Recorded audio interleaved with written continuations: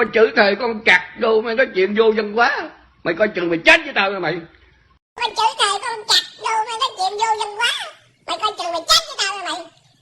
Có chữ thề con cặc đồ mày nói chuyện vô dân quá. Mày coi chừng mày chết với tao nha mày. Có chữ thề con cặc đồ mày nói chuyện vô dân quá. Mày coi chừng mày chết với tao nha mày.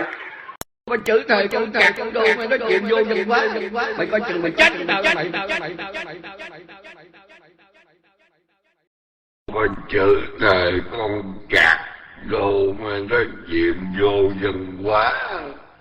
Mày coi chừng mày chết với tao nha mày. Có chữ thề con cặc đồ mày nói chuyện vô dân quá. Mày coi chừng mày chết với tao nha mày. Có chữ thề con cặc đồ mày nói chuyện vô dân quá. Mày coi chừng mày chết với tao nha mày. Có chữ thề con cặc đồ mày nói chuyện vô dân quá. Mày coi chừng mày chết với tao nha mày. Có chữ thề con cặc đồ mày nói chuyện vô dân quá. Mày coi chừng mày chết với tao nha mày.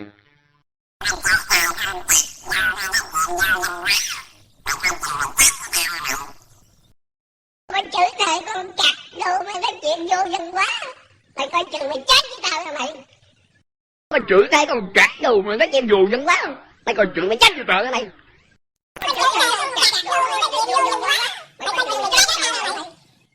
今天阿七墙上写着秦香莲的32岁了，整个当朝驸马郎在齐之王啊，满皇上的回2岁了，整个当朝。